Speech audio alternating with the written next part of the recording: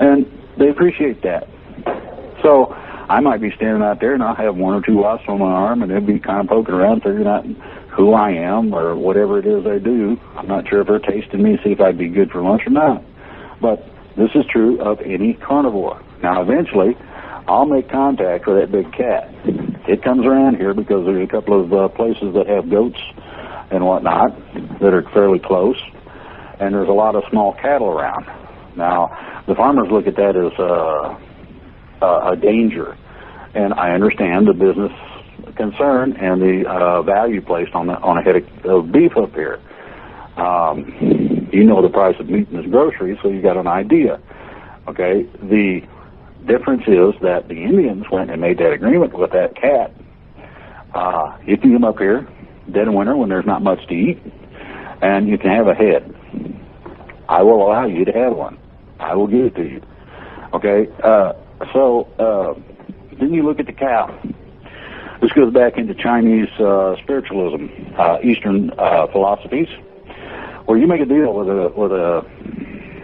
an entity, be that a plant or a living animal, that it is needed for your sustenance, and you explain to it what all it can do for you, that you can also make use of not only it, but also further its propagation.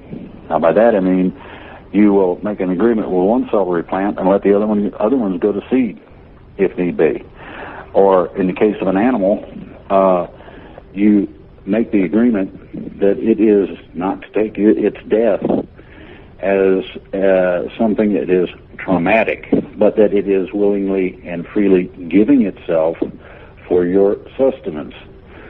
This agreement then makes the meat not have any effect on your karma. And if anybody's familiar with all that and has pictures or knows about it, people who make these agreements have no effect at all in terms of eating meat, in terms of karmic value or degradation of their karma from eating that meat. So now you have an understanding. And I'm not going to go any further except to offer one other place that you can go to learn about this. It's called Humanity Healing. It's a website, and it contains most of the information that I have just reiterated. I have been an advisor on that website to people who are coming into the knowledge that they do have a spirit, that there is a psychic realm, and they're not sure what to do with it. So I help people learn about what they're doing, what is available, how to go about it, not to get too excited about this or that, and that sort of thing. Simple instruction. So that is basically the answer to that question. Another question that's come up from the chat room is, what are your thoughts about what's going to happen to the fast food industry during this time? Well, I don't know if we're still going to be wanting cheeseburgers, grease burgers, and other things that they supposedly ain't fit to eat. I don't know if people realize it, but first of all, fast food basically is not very good for you. This is why you got this effort to go slow cook. And I get the feeling that people don't realize the quality of the food that they're eating either. You have a combination of two things. An extraordinary beef industry, and this is what is called large agriculture, that produces two things. It produces factory-oriented meat, and by factory I mean that you have a limited pen and all this other stuff. You've seen this at chicken farms, etc. Okay, the same thing is true of vegetables and whatnot. And the problem with vegetables is that now you got Monsanto, who is, by the way, going to be disbanded, playing games with the genetics. Now, I accidentally have had some genetically modified food. One was a tomato, another was a green pepper. Both of them made me just about puke. They really had an extraordinarily adverse effect on me. I can now hold one in my hand and sniff of it and tell whether or not it's GMO, genetically modified organism, or not. I have got sensitive to that because of eating it. These things have been proven not to be good for you, period. Wish I they just would wanted to... Can I add to what you're saying for a moment? Go for it. You can do the research yourself, folks, and I encourage everyone to do so. But the only reason that McDonald's is able to put 100% beef on their hamburgers is because the company they buy their patties from is called 100% beef. That's the only reason they're allowed to put it on there. They're not being fraudulent. They're putting the name of the company that they bought the beef patties from, 100% beef. Now, is it 100% beef? I'm thinking no, but that's the only reason they're allowed to do it. Go on, Drake. I'm sorry. That's fine. And the answer is no, they're not 100% beef. You heard about that pink slime that came out not too long ago? That was one of the ingredients. Another one is basically a filler. And the filler is similar to what Taco Bell uses in terms of plant additives of different types. Certain plants have proteins, and McDonald's got in a load of trouble.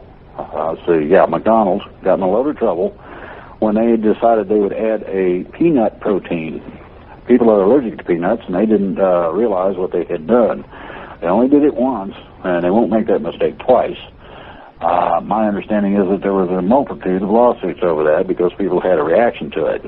So that's just one idea. The other thing is that you have to remember the difference between what's called free range or open pasture raised animals. And it don't matter what kind of animal, all the way from chickens up, goats, pigs, the whole 9 yards.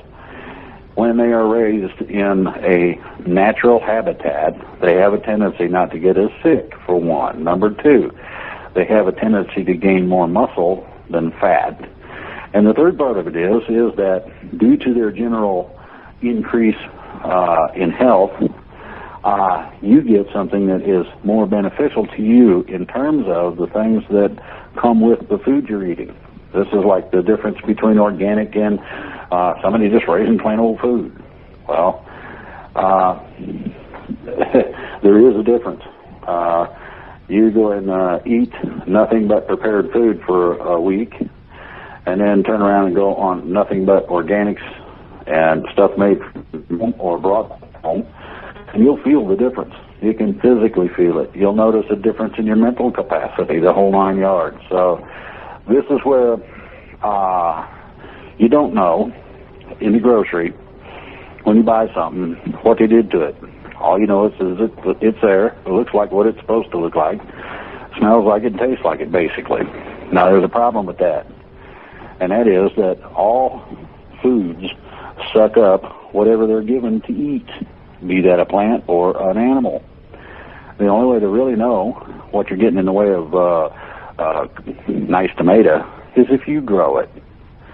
Now, gardening is not necessarily the easiest thing in the world, but it's not the hardest either. And you can actually cut your grocery bill by, like, my grandmother used to buy only paper products.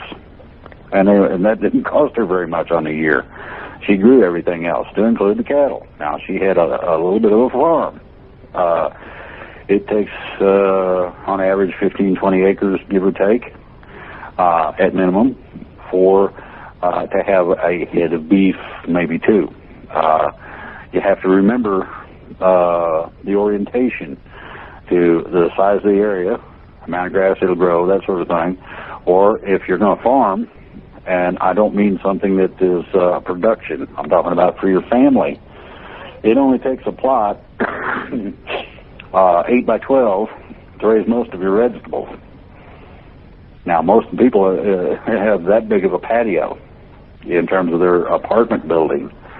You can put what's called a Japanese vertical garden in. It's not difficult, and you'd be surprised at the difference in how you feel when you eat this stuff. And you'll also be amazed at the amount of people who will be interested in that tomato you brought to work and shared. So, you know, word, good. This also makes you a little independent of what happens when fresh veggies might not be available at the grocery for some reason or another. Things of that nature. What do you mean you don't have asparagus this week, or something you like Brussels sprouts or fresh lettuce for that salad? Well, if you got a basement and you got some grow lights and you got to take a little time, you can garden indoors. So it goes on and on. I wanted to say, I just put a link in the chat room. I'll put it here in Skype so you can give it to Revolution Radio or whoever, Dave, about how the Obama administration came forward on March 17th, and they said that Pepsi's use of aborted fetal cells in their products for flavor-enhancing reasons is an ordinary business practice. That's aborted fetal cells used as a flavor-enhancing product in everything that is owned by Pepsi. That includes every drink that's made by Pepsi, every bag of Lay's potato chips, and of course our beloved Kentucky Fried Chicken. They're using those aborted fetal cells as flavor-enhancing products. Your turn, Drake. Well, there's a thing called melamine, and it does have calcium capabilities in terms of the human organism and other things, except that its chemical structure is toxic. And the problem with that is that, if you'll remember correctly, China put it in a bunch of pet foods. They put it in baby formulas, and it became a serious problem because everybody started having these toxic effects. Nobody knew what to do about it. No, because Hershey's chocolate, when I found out that they were using stuff from China, I quit buying it. It's not healthy. There's a lot of things that ain't healthy. But the basis of this is this, okay? The only way that we're going to come back as a people is to quit playing the game of, I got a nice mowed front yard. Add a garden to it. Grow some of your own stuff. If you can afford to have chickens, I got a chicken coop. I haven't put it together, finished putting it together yet, but it was here when I got here. I may eventually have chickens. 1 egg per chicken per day. That ain't too bad. That's a lot of food. Well, what do you do with all them eggs? Hey, give them away. Have a lot of eggs. I don't know. You know, what can you do? The thing that you got to understand is that corporations look at two things. The easy availability, and this is true of all grocery chains, easy availability, and the bottom line. GMO is cheaper than your regular produce. Then to add to it, regular farming practices are cheaper than going organic. Reason being is that the organics have not taken as much of the market as people would like to see. The organic local supply means that you are not getting stuff that has been refrigerated for 2 weeks until it gets to you. It also means that you know the area it was grown in, and if you want to, you can go ask the guy what kind of fertilizer he used. What was it, horse manure, cow manure, you know, a little chemical, what? Well, you can put chemicals like nitrogen and things like that into the soil and assist plants. You can also add lime. There's a lot of things you can do to the ground to allow it to be as productive as it should be. You can also use what's called a mulching mower if you have a yard. That's what my mower does. It mulches the stuff. In other words, it recuts it before it spits it out. And when I first started mowing here, which was last year, this place would look terrible. Just quite simply wasn't green. Now it's not only green, but I let the grass grow up for varying reasons, both the flowers and the deer. And I now got grass that's almost knee-high and thick. I don't have these bare spots. I don't have the brown outs. I don't have those